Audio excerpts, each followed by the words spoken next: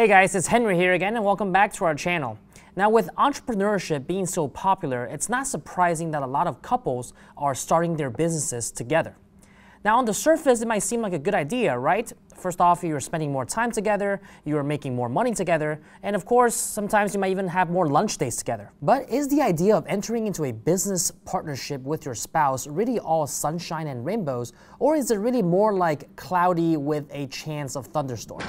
Because let's face it, some of those business arguments can get quite awkward.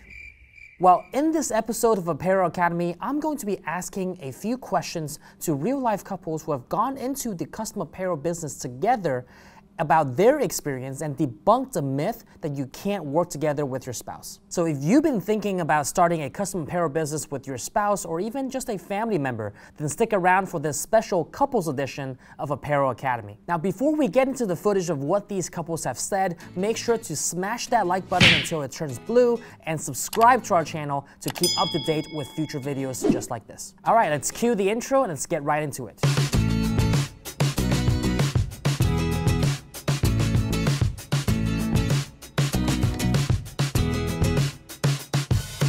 I literally just woke up one morning and she was still sleeping and I was like, I'm gonna open a business.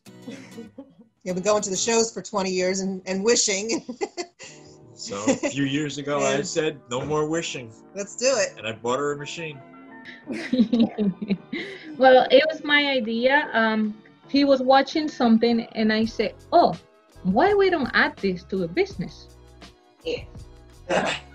So actually, I think it was a collective idea when it came to, getting the business initially started. Started out of just trying to get extra finances. And it's something that I've been into all my life. So it just made sense to start it.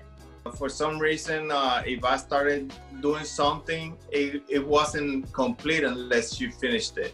We just work well together. I mean, we don't argue and our ideas are the same and we bounce things off each other. And I think it just fell into it. I don't think it was just kind of, all right, let's do this. I think we just kind of like, all right, well, you're going to have that. You'll do that. All right, let's just, I don't think we really thought it was going to go to where it is today. We've been married 20 years, so that is already at work. We have our moments, I'm sure as all couples do, because, I'll be working on a project and, I know what I'm doing, but then he comes in and thinks he's got a better solution for it and vice versa. But we find a way to make it work. Mm-hmm. Because at the end of the day, it's not about us. It's about, the business and the customers. Our biggest problem is keeping employees. We do disagree, but the disagreements are more discussion. They're not fights. We don't fight. Never. We never fight. And any couple that's thinking about doing this, if they can't get through normal life without fighting, they're never going to do business without fighting. They'll kill each other. One of the benefits is being able to have that time and communicate. Because otherwise we wouldn't. I mean, if he's at his job, I'm at my job, you can't, and being together, I think it also creates a trust. Like if I have a moment where I'm freaking out or I'm getting, really angry at something, he'll come over and he'll be calm and try and tell me how to fix it or what I can do or to step away and vice versa. So when one is really low, we'll bring each other back up, and that helps a lot. It's not just, okay, you're having your issue over there, you can keep your issue over there and I'll just walk over here. No, we try and help each other when we can. Benefits, you only buy one plate of food, you divide it, you only have one car, so you don't spend in second car in gas, so that is part of the benefits if you look at that way. Yeah, and we're here all the time together. It's been together 24/7. It's people that don't agree, but at the point that you get married, and if you said, I need my time, it's like for what you get married, it's like, okay.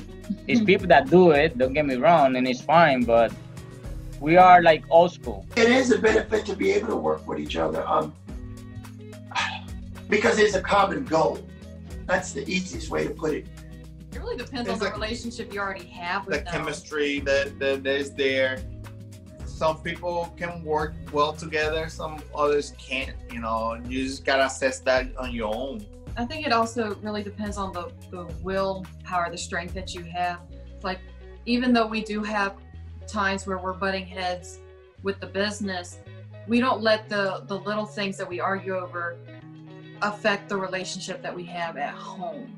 We know that, I think we use this term a lot, at the end of the day, you know, our business, even though it affects home life, our business is separate from home, and we're not going to let little things break apart what we know we already have is so strong, you know.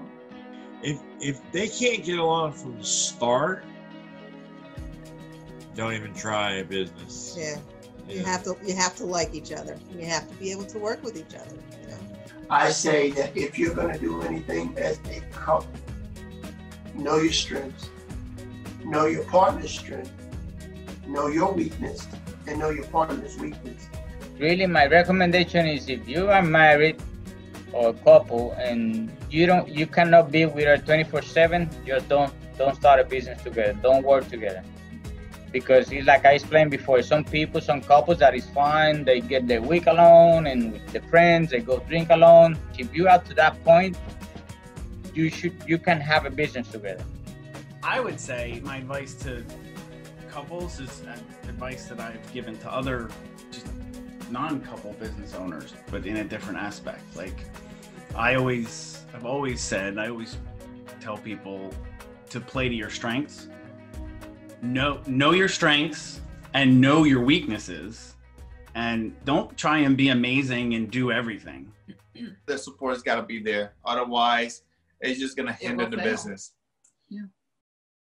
Well, there you have it, guys. The good, the bad, and sometimes the ugly of running a business together with your significant other. While these couples serve as examples of what it's like to run a joint venture together, ultimately it's up to you and your partner to decide what's best for your business and what's best for your relationship. But before I go, I wanted to share a few tips that will help you and your spouse start a custom apparel business and pull in more customers instead of pulling out your hair. First off, know exactly why you're getting into business together. That's always important because that reason is going to be the foundation to drive your business relationship and your personal relationship forward. Second, define your roles and responsibilities because it's going to be very difficult to work together if you have overlapping responsibilities, and that's only going to give more chances to business quarrels and business arguments. Number 3, be honest about your strengths and weaknesses and be sure to leverage each other's strengths so that you can make sure to maximize the potential of your business together. Number 4, set goals for yourself as an individual and for the business so that you can make sure you're on the same page together and often communicate when you have conflicts and work those out. Finally, set aside time for non-business related activities to avoid burnout and to keep your relationship and the business healthy. All right, guys, those are my 2 cents for this episode. And if you found this helpful, make sure to smash that like button and subscribe to our channel if you haven't done so already. If you need help starting a business, make sure to check out the 7 steps to starting an embroidery business that I put in the link below and in the card above. If working with your spouse or significant other in your apparel decoration business isn't exactly your cup of tea, that's completely okay. In fact, we have resources to help you kickstart your custom apparel business by hiring the right personnel or even scaling your business by hiring the right people. So check out those resources that I put in the card above and in the link below. Finally, if you want to connect with other apparel decorators just like the ones you saw in this episode, make sure to join our free Facebook group, Embroidery and Custom Apparel Mastery, where there's now over 18,000 embroiderers and custom apparel decorators in there sharing tips, tricks, and advice just like this one. Last but not least, if you want to stay up to date with the latest trends happening in the world of decorated apparel, make sure to follow us on Instagram at RicomaHQ. We post there daily so you can be a part of the community and the conversation there. All right, guys, I hope you found this helpful and hope you can use some of these tips in your custom apparel business with your significant other. Thank you guys so much for watching and see you guys next time.